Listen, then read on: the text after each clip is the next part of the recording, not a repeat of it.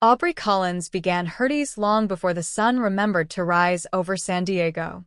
At 4:30 every morning, the steel bell above the back door of Morningteed Bakery would rattle softly as she entered. Keys jingling like a quiet song she'd hummed for years. Flour-dusted aprons, the hume-off mixers, the faint smell of yeast. This was her sanctuary. At 32, she had been the head pastry chef for nearly a decade, known locally not just for her melt-in-your-mouth pecan danishes, but for something softer, harder to define, a kind of gentleness that clung to her like the scent of cinnamon in her hair. But there was something Aubrey never told her customers. Not the yoga moms who ordered oat milk lattes or the retirees who lingered over crossword puzzles and crawlers. Even most of her coworkers didn't know, or didn't care to notice, that every morning, after her first batch of pastries had cooled, she would wrap one carefully in parchment, pour hot coffee into a cardboard to-go cup, and write a short, handwritten note, wishing you a peaceful day. The ritual never changed. She would quietly slip out the back of the bakery, walk 3 blocks to a cracked wooden bench near the Route 14 bus stop, and place the items beside a man who never asked for them. He sat alone. Always on that same bench. His coat was torn at the shoulder, the gray of his beard indistinguishable from the ash-colored sky above. He never spoke, never begged. He didn't even meet her gaze in the beginning, just a nod, barely perceptible, as if acknowledging a secret both of them had agreed to keep. For 7 years, Aubrey did this. She never asked his name. He never offered it. Her coworkers talked, of course. They always do. She's wasting product, one said. She's gonna get herself taken advantage of, another muttered. When the bakery came under new management, the shift supervisor brought it up during her annual review, his voice tight with performative concern. Your compassion is admirable, Aubrey, but a few customers feel uncomfortable. Maybe you could support a formal shelter instead. She'd smiled, politely nodded, and changed nothing. Except now, she came in 15 minutes earlier, left the food before anyone else arrived, and kept the act even quieter. But kindness, even silent kindness, rarely stays hidden forever. A few weeks ago, one of the new hires saw her returning from her morning errand. She didn't say anything, just dusted her hands with flour and got back to work. But whispers travel faster than the smell of fresh bread. She feeds that homeless guy. Every single day. For years. A customer overheard, laughed softly, shook her head with performative pity. Poor thing. Thinking she's making a difference. Aubrey had heard that tone before, the kind that pretends to mourn but actually mocks. She didn't cry. She didn't defend herself. She simply kept shaping the dough, her hands steady, her soul slightly heavier. It wasn't that she needed validation. She didn't seek recognition. But it hurt, not because they thought she was foolish, but because they couldn't see what she saw. Not a problem. Not a burden. Not an eyesore. A person. Just a person who had been erased from everyone else's view. When Aubrey was a little girl, her grandmother, who'd survived 2 wars and 3 jobs, used to say, "Child, kindness isn't charity. It's clarity. It's seeing someone when the rest of the world looks away." That clarity had stayed with her. It's what had drawn her to Noah, her fiancé, a San Diego firefighter who understood quiet duty better than most. He never questioned her early morning rituals. He had his own, too, helping undocumented workers navigate housing paperwork, volunteering at overdose response clinics. They never bragged about it. They just did it. "You're always picking up strays," her mother had said once, half proud, half worried. "You give so much of yourself away." But Aubrey knew something that her mother didn't. Giving isn't loss. It's witness. It's resistance to the notion that some lives matter less because they ask for help instead of applause. She never saw the man's full face until the winter of her 7th year at Morningteed. That day, a December rain sliced through the morning air like glass. When she reached the bench, she noticed him shivering, hands wrapped around his arms, lips trembling beneath the edge of his coat. Without hesitation, she unwrapped the wool scarf from her own neck, a faded thing her grandmother had knit in her final year, and placed it beside the coffee. He didn't speak. But the next morning, the cup sat empty, and her scarf was still there, carefully folded, dry. Tucked under the cup's sleeve was a note, written in shaky pencil on the back of her usual napkin. "Thank you for seeing me as a person." Aubrey folded it slowly, deliberately, as if it were gold leaf. She placed it in her wallet behind her driver's license. She would carry it with her for years. It reminded her that not all heroes wear uniforms, and not all people who carry burdens do so loudly. The last week before her wedding should have been chaos. But Aubrey Collins moved through it the same way she needed to, methodically, gently, with quiet intention. Her friends laughed at her for it. "Only you would stay calm while choosing flowers and frosting tears in the same breath," her maid of honor joked, tying ribbons onto small mason jars of homemade jam. What they didn't know, what Aubrey never said aloud, was that for her, the wedding wasn't the climax. It was the punctuation mark. The celebration of a life she'd already been quietly building for years with Noah. She wasn't nervous about the ceremony, not about the cake or the guest list. She was nervous about the man on the bench. Every morning that week, he'd still been there. He accepted her offerings with his usual grace, always quiet, always still. But she'd started to wonder, would he come? She hadn't told him about the wedding. Not directly. But he must have overheard. A few days ago, she'd mentioned it to an elderly customer in passing, something simple. "Next Saturday. I can't believe it's here already." He glanced up just slightly. A flicker of recognition passed across his tired eyes. That was all. Then on Thursday, a letter arrived at the reception venue. There was no return address. The envelope was plain ivory stock, the kind reserved for sympathy or romance. The only writing was in precise block lettering. To the bride, Aubrey Collins. Inside was a single cream-colored card. No declaración. No signature. Just 9 words in slanted handwriting. "Tomorrow I will come not for cake, but to honor a debt." The venue coordinator handed it to Aubrey with raised eyebrows. Sounds like a distant relative, she mused, or a poetic prankster. But something about the handwriting stopped Aubrey cold. She'd seen that lettering before, small, deliberate, slightly shaky. Her fingers tightened around the card. By the morning of the wedding, the sky was cloudless, as if even the weather had agreed to be kind for once. The church buzzed with a soft static of excitement, the rustle of chiffon, the low hum of old friends reuniting, and the floral air of jasmine and gardenias.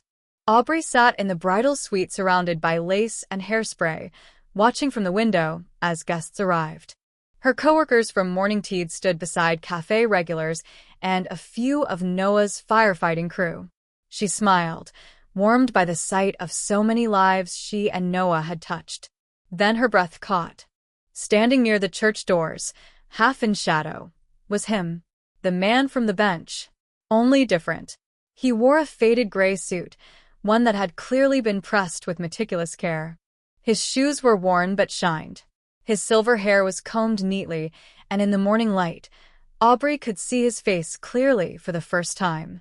Deep-set eyes, weathered skin, dignity in every quiet line. A few guests noticed him, too. And then came the whispers. Is he lost? Who invited him? Don't tell me she actually invited a homeless man to her wedding. Aubrey's stomach dropped. Her hands curled in her lap, knuckles white against satin. She heard someone laugh. Maybe he's here for free cake. The room buzzed louder, cruelty masquerading as comedy. But the sound faded beneath something else. Something stronger. Resolve. Without a word, Aubrey stood, gathered the hem of her dress, and stepped out of the suite. The planner called after her. Panicked. Aubrey. We're minutes away from starting. She didn't stop. She walked past rows of pews, past the stunned groomsmen and wide-eyed guests, out into the open foyer and down the front steps. Then she did something that silenced them all. She embraced him, without hesitation, without explanation. Her white dress billowed like a flag of surrender, or perhaps defiance, as she wrapped her arms around the man whose name she still didn't know. Up close, she could feel how frail he'd become. He smelled faintly of cedar soap and rain. He did not cry, but she felt something shift in him, something uncoiled, something relieved. She whispered so only he could hear. I still remember your eyes. The first time, 2016. He nodded slowly. Then finally, after all these years, he spoke. I remember every morning you saw me when no one else did.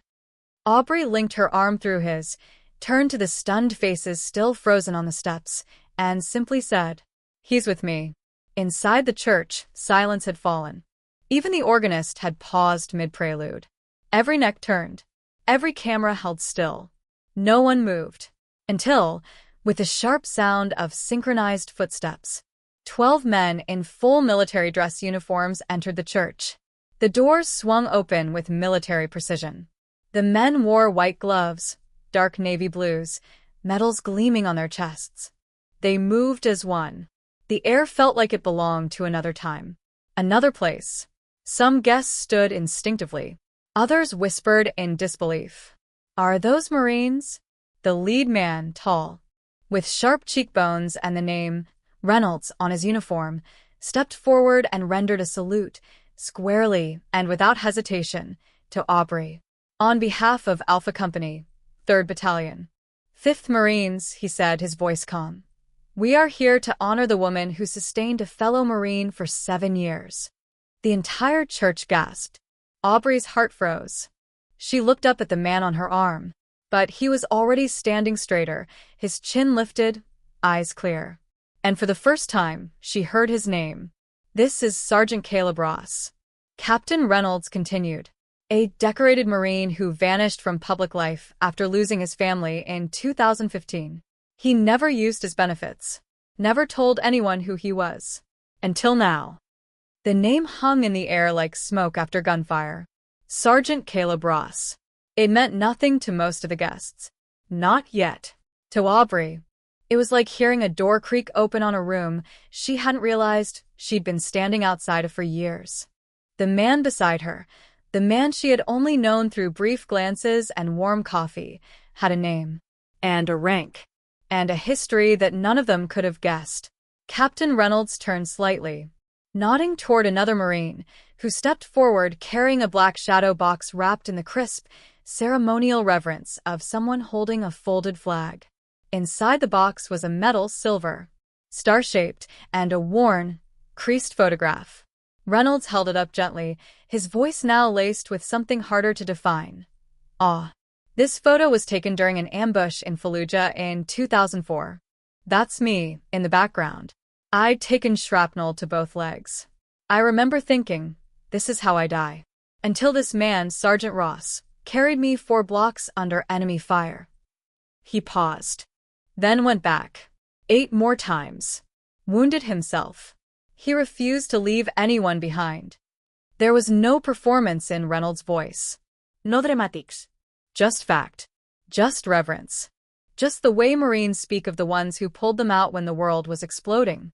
A soft gasp echoed as another guest rose, a gray-haired woman with a trembling hand, and whispered, "My nephew served in that battalion." The moment turned, sharpened. This wasn't just a wedding anymore. This was a ceremony of memory, of reckoning.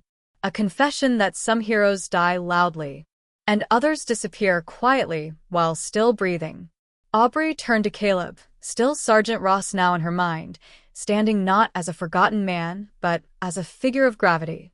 His hands, though lined with age, gripped the armrest of the pew with quiet strength. He looked at her and spoke for the second time that day. I never wanted to be thanked. That was the point. His voice was low, but every ear in the church seemed to hear it anyway. After I lost my wife and daughter in a car accident, I couldn't stand being called a hero. Couldn't stand people shaking my hand when the 2 people I loved most were buried in silence. So I walked away from the noise, from the gratitude, from the world. He paused, eyes glassing over, but never breaking. But you, Aubrey, you didn't need to know any of that. You just left breakfast. And notes. You looked at me like I wasn't broken. Aubrey's eyes were rimmed red now, but she stood rooted, proud. Because you weren't, she whispered. You aren't. A murmur rippled through the pews as more guests began to understand. Not just the man, but the woman who had seen him. Captain Reynolds stepped forward again, this time addressing the entire room. Miss Collins never knew the man she helped every morning was a decorated veteran. She just helped. No fanfare. No questions. No expectation. He turned, his gaze sweeping across the faces who had whispered earlier, now hushed by the truth. We in the Corps live by one rule above all: never leave a Marine behind. He paused again. Aubrey Collins, who never served a single day in uniform, upheld that rule more honorably than some of us in boots. Silence held the room. Then a voice broke it, small, shaken. "I work with Aubrey at morning tea," one of the bakery assistants said, standing with tears brimming. "She always came in before dawn. I just thought she was efficient. I didn't know she was paying for extra flour out of her own pocket to make him fresh pastries." Another coworker added, "She never said a word. We made fun of her. Behind her back. We thought she was naive." Their shame hung in the air like smoke after a confession. But Aubrey didn't scold. She didn't gloat. She only smiled gently, the same way she'd smile when people mispronounced the names of French pastries she shaped with care. Noah, who had been watching from the altar with quiet awe, now stepped forward. He approached Caleb Ross and extended a hand. "Sir," he said, voice steady, "it would be the greatest honor if you would walk Aubrey down the aisle." A pause. Then Caleb took his hand. His voice cracked for the first time. "Thank you, son." The aisle felt like a different path now, not a ceremonial corridor, but a passage between two worlds. Caleb walked slowly, but upright. His arm was linked with Aubrey's. 12 Marines stood in two perfect lines, forming an honor guard. They saluted as the two walked between them, not just for Aubrey, not just for Caleb, but for every unseen soul who had waited years for someone to say, "I see you." As she reached the altar, Aubrey glanced back at the pews. Every face, even those who had judged just moments ago, now wore something else. Humility, reverence, wonder, and perhaps for the first time, understanding. The ceremony continued, but something fundamental had shifted. The vows were spoken, the rings exchanged, and the kiss shared, but it all felt softer, quieter, as if the entire room had been gently reminded that love is not simply about celebration. It's about presence, about seeing someone in their worst moments and choosing them anyway. When Aubrey and Noah were finally announced as husband and wife, there was no thunderous cheer, just a long, reverent standing ovation, the kind reserved for memorials or miracles. And in many ways, this day had been both. The reception followed with laughter and clinking glasses, but the tone was undeniably changed. There was a stillness beneath the joy. Guests moved more thoughtfully. Conversations had a gravity they didn't before. People approached Aubrey not to talk about the flowers or the venue, but to ask about Caleb. Not just who he was, but how he had been invisible for so long. One guest, a retired school principal, stood beside the buffet table and shook her head. "I pass a dozen people like him every morning on my drive to work. I've never looked at any of them twice." Her voice cracked as she added, "Now I wonder how many of them carried more than cardboard signs." Caleb stayed only a short while at the reception.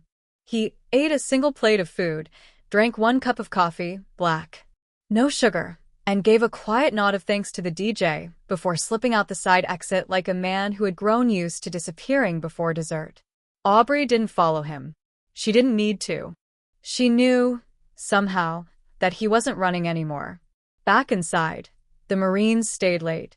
They helped clean up tables, carried elderly guests to their cars, and when asked if they were family, one of them answered simply, "We are now."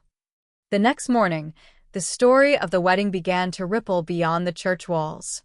Someone posted a single photo online, no names, no captions. Just a moment frozen in time. Aubrey, dressed in white, arm in arm with Caleb Ross, flanked by 2 rows of saluting Marines. The image spread like sunlight. In a world bloated with algorithms and outrage, It was like a sudden breeze of grace. People shared it not because it was polished, but because it was true. It wasn't a charity campaign. It wasn't a viral stunt. It was just humanity, caught in the act of remembering itself. Local news stations called. Then national ones. Producers wanted interviews. Publishers offered book deals. Aubrey declined them all. This wasn't a performance, she said quietly. It was just breakfast. Noah supported her decision completely. He understood better than most that some moments lose their sacredness when amplified too loudly. Instead, they chose a different kind of legacy.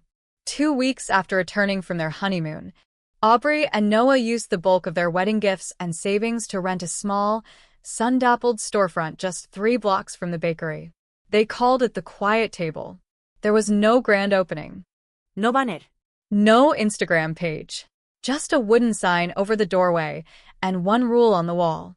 Everyone who sits here has a story worth knowing. Every morning, they served free breakfast and coffee to anyone who needed it. No forms, no questions, no stares.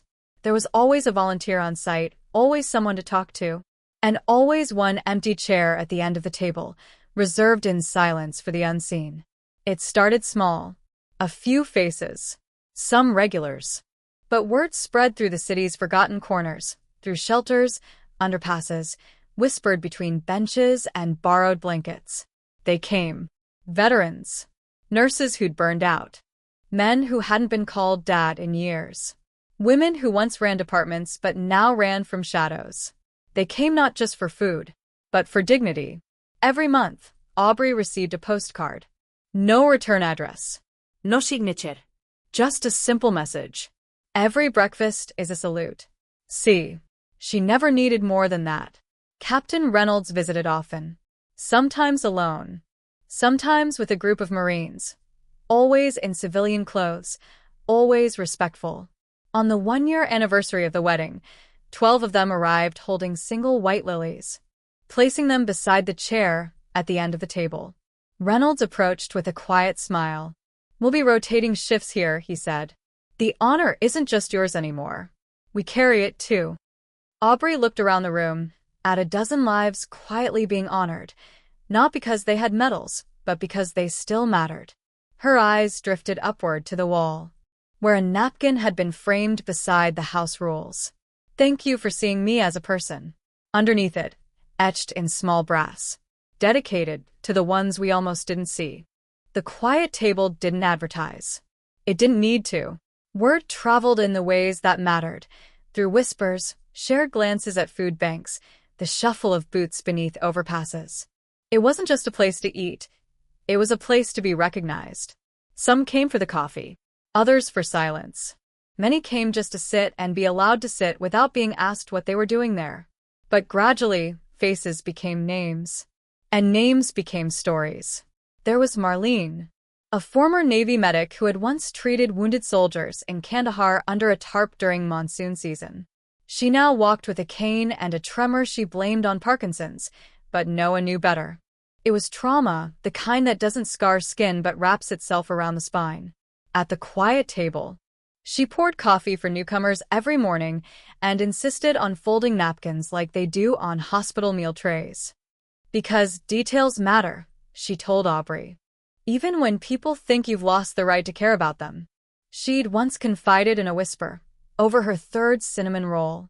"You know the last time someone called me Lieutenant Marlene? 2007.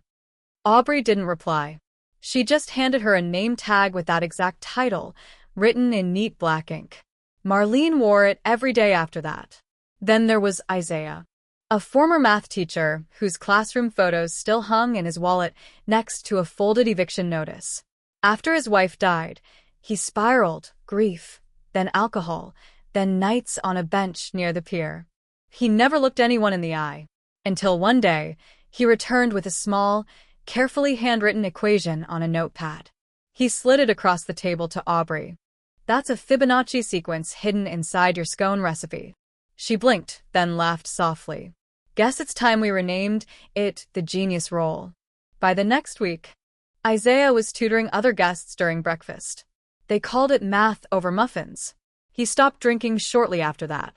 Every person at the quiet table came with invisible weight, backpacks full of untold stories, hands that flinched without reason, eyes that rarely lifted. But slowly, in the warmth of cinnamon, coffee, and being seen, something began to change. Not just in them, but in the city. A local grocery store owner began donating unsold produce on weekends.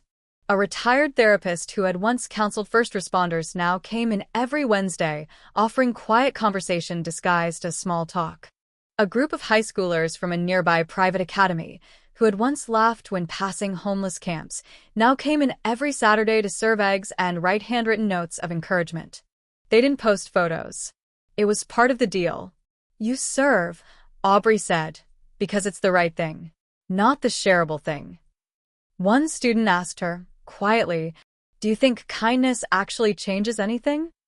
She nodded. "It changed him. It changed me. And in time, it changed them too." Every month, a new postcard arrived. Sometimes from Denver. Sometimes from Fargo. Once, from a train station in Des Moines. Always signed the same way. "Every breakfast is a salute." See, Aubrey never tried to find him. Never replied. She didn't need to. She knew that somewhere, Caleb Ross was walking, not hiding but moving. Still carrying the memory of a woman who fed him not because he earned it, but because he existed. One rainy Monday, a woman in a pressed navy blue uniform stepped through the door. She walked with posture too perfect to ignore. Her eyes scanned the room with military efficiency, then softened when she saw the chair. She didn't sit. Instead, she placed a small envelope beside the napkin-framed message on the wall. Aubrey recognized the insignia on her lapel, VA Medical Officer. "I'm not here for food," the woman said quietly. "I'm here because I met a man named Caleb at the New Mexico VA. He asked me to deliver this." Inside the envelope was a photograph. It was taken in a group therapy room. 12 men and women sat in a semicircle, laughing. In the center was Caleb, freshly shaven, wearing a clean flannel shirt, holding a coffee mug with a Quiet Table's logo on it. The back of the photo held a single line. "You didn't just see me. You helped me see myself again." Aubrey wept for the first time in months that night. Not out of grief, but gratitude. It struck her that the world didn't need more saviors. It needed more people willing to stay day after day, even when no one clapped. People willing to ask nothing. People who chose to see the unseen. The Quiet Table was never meant to be a program. It was a promise. A promise kept in pastries, coffee, silence, and the sacred dignity of a name spoken softly. By the second year of the Quiet Table, something unexpected had started to happen. Other neighborhoods began asking how. How did you build something without fundraising? How do you keep serving when you don't know who will show up? How do you offer kindness without needing to control the outcome? The truth was, Aubrey never had a blueprint. She never intended to build anything. She'd simply refused to look away. Now, people from all over the city and far beyond it were showing up not just to volunteer but to learn. Not in seminars or how-to guides. They learned by pouring coffee, by sitting with silence, by offering food to someone who wouldn't meet their eye, and staying anyway. Aubrey welcomed everyone, but she always made one thing clear. "We're not here to fix people," she told a visiting church group. "We're here to sit beside them." One spring morning, she stepped outside the Quiet Table and saw a hand-painted sign across the street. The Quiet Corner, free haircuts, no questions. It was run by a former barber who had once lost his shop to bankruptcy. Now, every Friday, he offered haircuts to anyone who needed to feel like themselves again. A month later, a nearby laundromat began offering dignity hours, 2 hours every Saturday morning with free wash cycles and new socks, inspired by Aubrey's model. no branding, no speeches. Just silent revolutions happening into the miraculous slowness of healing. But even witnesses need rest. Noah began insisting that she take Sundays off. "You're allowed to refill the pitcher," he said with that same quiet grin that had made her say yes in the first place. They'd spend those days hiking, reading, or sometimes just lying on the floor in their tiny apartment with takeout boxes and silence. But even in rest, the mission continued. because it had never really belonged to them. One day, while restocking napkins, Aubrey noticed a young woman lingering near the counter. She was maybe 20, skin pale, eyes sunken, but alert. She held herself like someone used to shrinking. She didn't ask for food. She just stood there, watching. Aubrey approached slowly and handed her a cup of coffee. "You don't have to say anything," she said gently. "But I'm glad you're here." The girl blinked fast, as if trying not to cry. "I saw the article. My brother was a vet. PTSD. He didn't make it. But if something like this had existed where we lived," her voice cracked, "I think he might have stayed longer." They stood there, in the hum of morning, surrounded by the smell of baked apples and brewing grace. Aubrey didn't promise anything. She didn't say, "It gets better." She just said, "You can sit. You're not alone." The girl came back the next day. And the next. 3 months later, she became the Quiet Table's volunteer coordinator. That summer, Aubrey received a letter postmarked from Oregon. Inside was a small metal tag, military dog tags, worn at the edges, with the name Caleb Ross etched in them. Attached was a note. "I've replaced these with a new pair, not because I need a fresh start, but because I'm finally carrying them by choice. I want you to keep the old ones. You helped me come back to life without ever needing my story. See." She held them in her palm for a long time that afternoon, the cool metal warming against her skin. There was no ceremony. No spotlight. Just a silent moment in a quiet room where a woman realized that sometimes we are allowed to see the fruit of our kindness, even if it takes years to bloom. One evening, as Noah locked the door and turned off the lights, he looked at her with a kind of quiet pride. "When I married you, I didn't know I'd end up with 12 Marines, 40 regulars, 3 high schoolers, a retired therapist, and a cinnamon roll named after a math theorem." Aubrey laughed, leaning her head on his shoulder. "We really should have put that in the vows." They stood there a moment longer, just breathing. No applause, no audience. And yet, everything they needed was in the stillness.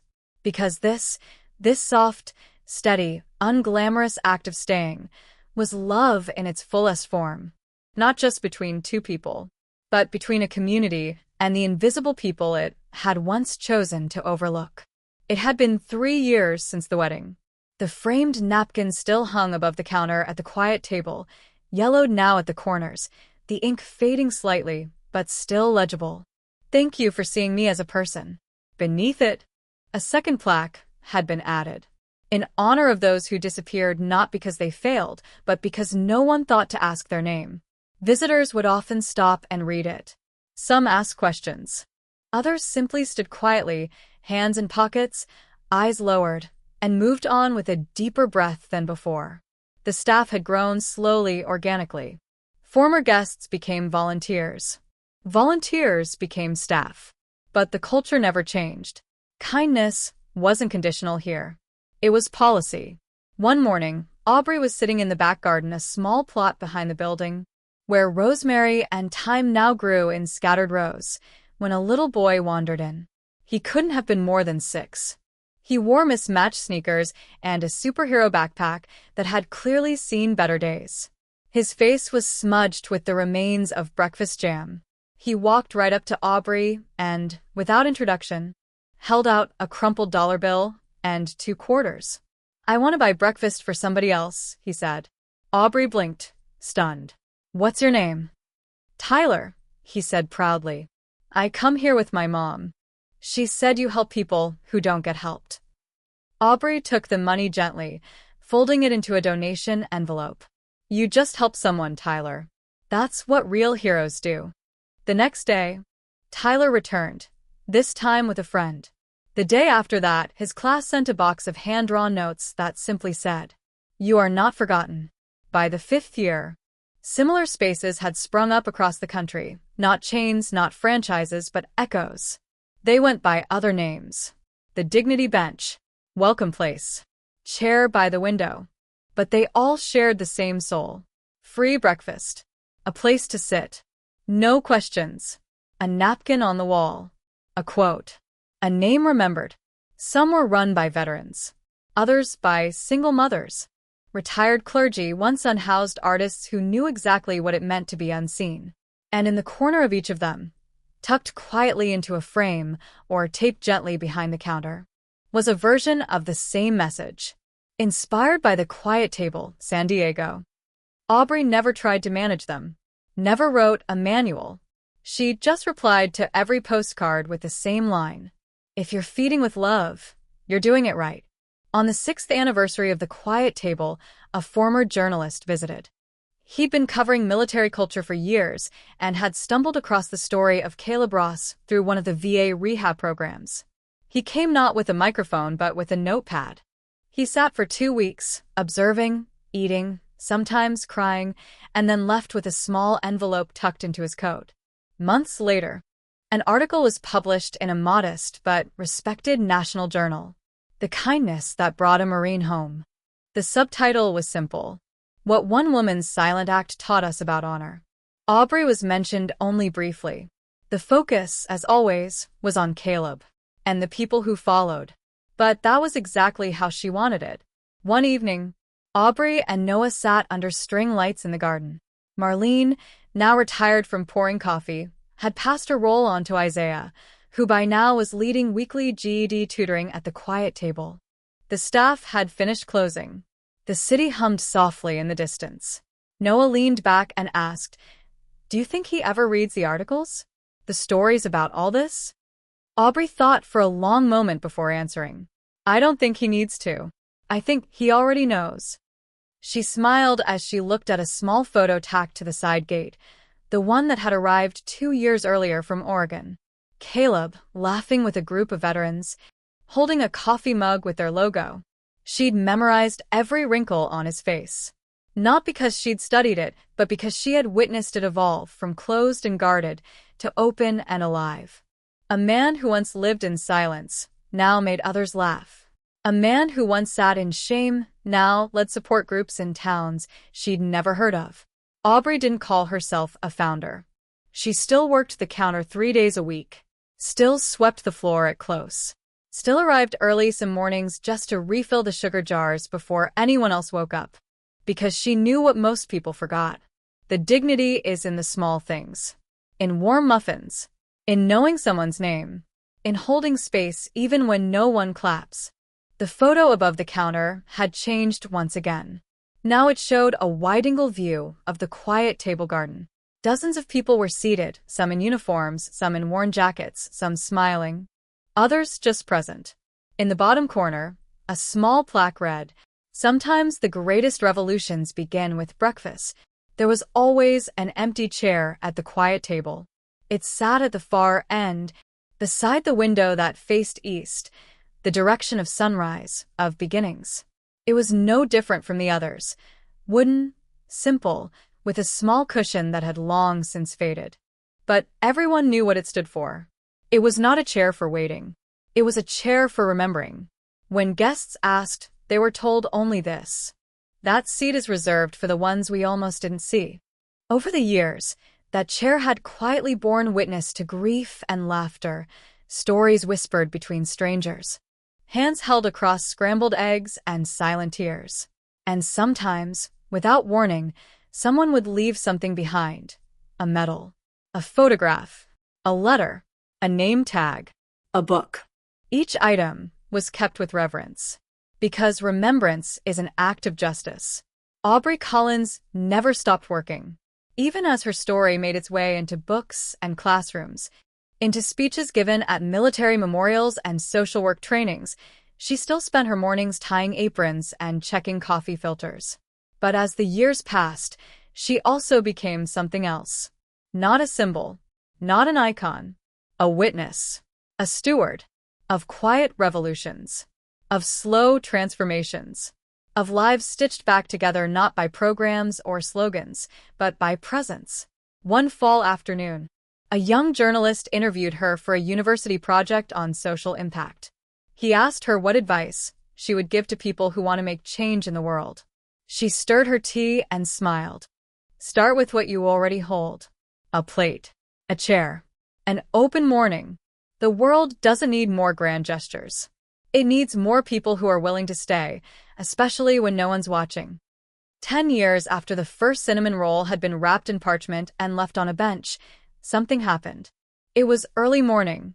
The city hadn't quite woken up. The garden behind the quiet table was damp with dew, the rosemary thick with bees. Aubrey arrived to find a man sitting quietly in the empty chair.